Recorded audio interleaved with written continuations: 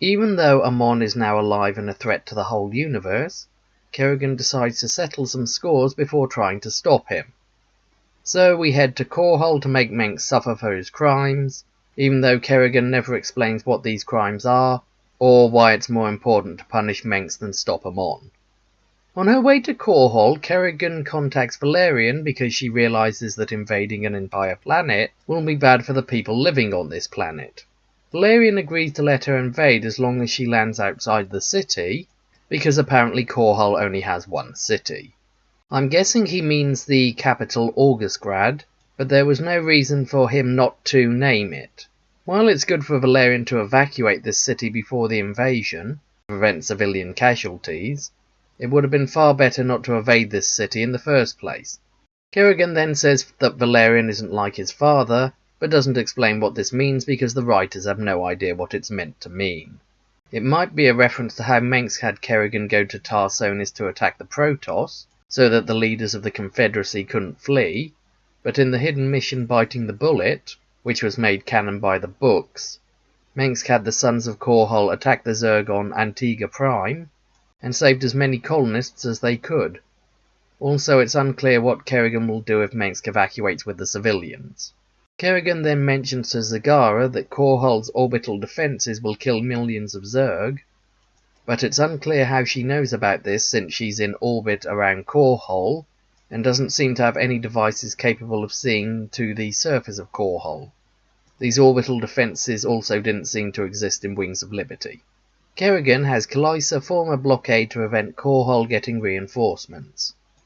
Though if Kerrigan can form blockades, why did she need to destroy Skygar, when she could have formed a blockade to prevent the hybrids and a small Tal'Darim army attacking her?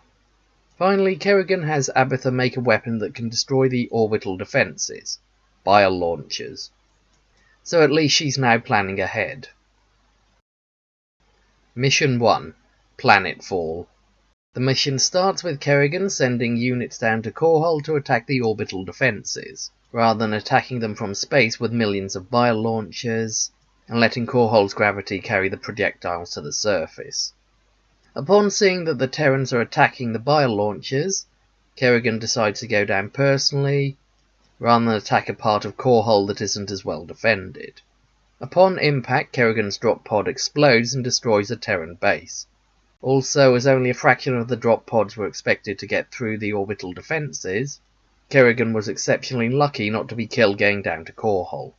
The mission begins with Kerrigan trying to defend the few bile launchers that reach the surface, even though there's no reason why only a bile launcher can destroy the orbital defences, as any ranged or flying unit should be able to attack them.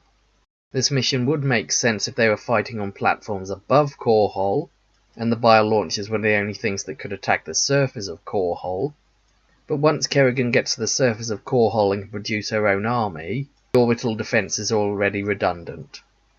Also, you can destroy the gates of Augustgrad, which instantly causes drop pods to land by the broken gate, which then spawns Zerg, which then enter Augustgrad, even though Valerian asked Kerrigan to land outside of Augustgrad so he'd have time to evacuate it. I guess Kerrigan didn't want to give Valerian that much time to evacuate.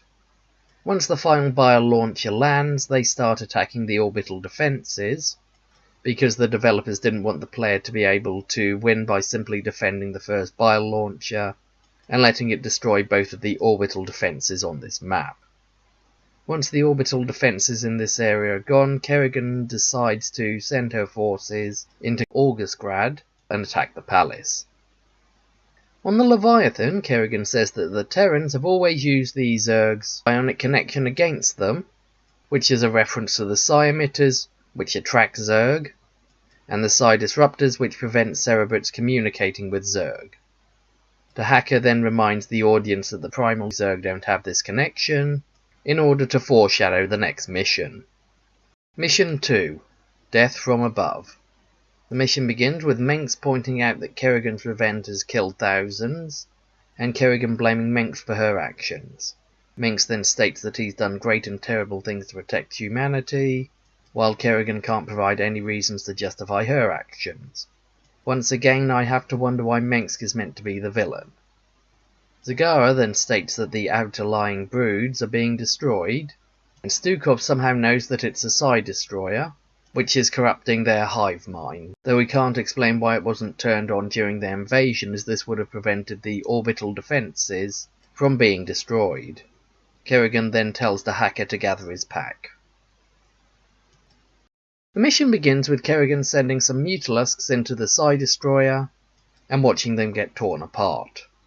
Then, despite having never seen a Psi-Destroyer before, Kerrigan somehow knows that she needs to destroy the central hub, and that the power links extend its range. For unknown reasons, the hacker is sent by himself to destroy the lightly guarded power link, even though Kerrigan has an entire planet of primal Zerg she can use to attack the central hub. Once the first power link is down, the Psi-Destroyer stops working until the Dominion can reroute power. Kerrigan then decides to build up a base of regular Zerg, even though primal Zerg would be more effective. Eventually the power is rerouted, the Psi-Destroyer starts working, and the hacker has to destroy another power link to justify his purpose in the story, as he hasn't done anything useful outside of the Xeris missions.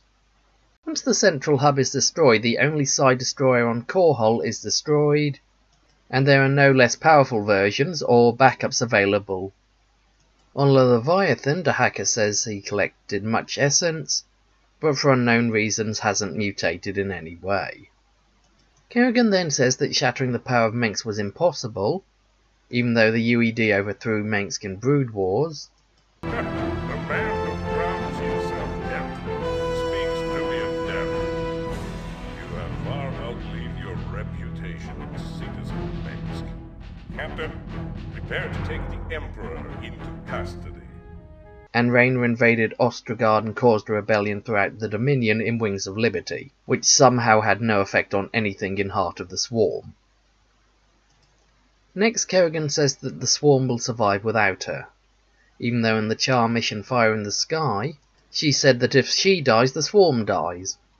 Unsure if this is a retcon or character development, as Kerrigan doesn't say this line if she's a primal Zerg. Finally, Kerrigan says that Abathur isn't so bad, which is evidence of character development since Kerrigan initially hated him. Mission 3. Reckoning. The mission starts with Valerian trying to evacuate the city he let Kerrigan attack. Kerrigan says she can't wait any longer, but provides no reason why she can't wait. Valerian asks her to avoid civilian centres, which should be everywhere in a city, rather than telling her which regions have already been evacuated. Kerrigan says that Mengsk will use this against her, but since this isn't referenced in the mission in any way, it has no effect on anything. Valerian then says millions will die, and despite ordering whole planets to be destroyed, Kerrigan for no reason decides to spare these civilians. The mission then starts with Kerrigan trying to attack Mengsk's palace. The Hyperion then destroys a small Dominion base and creates Raynor's Raiders base to help Kerrigan. Sadly, no matter what you did in Wings of Liberty, Raynor's Raiders are very weak and you need to constantly help them, as you lose the mission if the Hyperion is destroyed. You can also destroy 3 entrenched positions, which results in Zagara, Stukov, and a hacker helping you, though with their armies they should be able to destroy these positions themselves. After the palace gate is destroyed, Kerrigan decides to confront Mengsk without her army, Stukov, Zagara, the hacker, or any of Raynor's raiders, even though she almost died when she tried to do the same thing to Nerud. There's 2 versions of this ending, the official version and the leaked version. In both versions, Kerrigan decides to fight Mengsk 1-1. In the leaked version, Kerrigan cuts a Viking in half and blows up some Marines. In the official version, they don't show most of Kerrigan's attack on the Viking, and when she uses her psychic powers on the Marines, it cuts before their deaths. Kerrigan then confronts Mengsk. In the leaked version, Mengsk uses a device implanted in Kerrigan that incapacitates her. This makes little sense as Kerrigan has been made into a Zerg several times, and in the Starcraft mission, the Amerigo, she even had the things the Confederacy put in her head removed, so she could use her psychic powers. In the official version, Mengsk uses the artifact, which makes even less sense as this artifact destroyed a huge number of Zerg on Char, so using it should destroy Kerrigan's entire army and de-infest her again. Instead, all it does is slowly electrocute her. In both versions, Reyna shows up to save Kerrigan from her own poor planning. Kerrigan then decapitates Mengsk in the leaked version, and makes him explode in the official version. In the leaked version, Kerrigan frees the Zerg from her control. As a result, they're no longer corrupted according to the primal Zerg. However, when the Overmind died and the Zerg gained their freedom, they still ran around indiscriminately slaughtering everything. And in this ending, Kerrigan even says that they may destroy everything. I keep my end of the bargain and leave humanity to its fate. The Zerg are free now, slaves to no one, not even me. So whether they be the bringers of life or the destroyers of worlds, I'll help them find the answer. By contrast, in the official ending, Kerrigan floats away because it looks cool, even though it makes no sense as she doesn't have the ability to fly. Kerrigan then goes off to fight Amon, and the player is supposed to care that she lost her humanity, identity, and that her romance with Reyna has failed. Unfortunately, since Kerrigan has been so unsympathetic during this game, it's impossible to care about her plight. Conclusion. Despite the Korhal missions having some character development, better character interactions, and the characters all contributing to the missions, these missions ultimately made little sense. The first problem is with the premise. We're told Mengsk has to be overthrown, but we are never given a reason why. Kerrigan seems to want revenge, but her original reason for revenge was Reyna's death. So once she found out he was alive and rescued him, she no longer had any motive to kill Mengsk. Valerian and Reyna have even less motive to overthrow Mengsk, as neither can explain why they want to get rid of him, or why they consider Kerrigan to be less destructive, as she's ordered whole planets to be destroyed. As a result, the player has no reason to be invested in their motives. The next set of problems are that the missions don't make much sense. In Planetfall, Kerrigan complains about landing outside of the city, when she has to attack the orbital defences, which are outside the city. Also, there was no reason why only bile launchers could destroy these defences. Death from above is even worse, because Mengsk has a weapon that could have prevented the entire Zerg invasion, but didn't turn it on until Kerrigan had already killed many of his soldiers and destroyed his orbital defences. The Psi-Destroyer should have been turned on, covering the whole planet before Kerrigan even got close to Korhal. Kerrigan then shows an equal level of stupidity by using regular Zerg instead of primal Zerg to attack the Psi-Destroyer, even though primal Zerg wouldn't be harmed by it. She could also have had Reyna's raiders assist her, as they would also have been unaffected.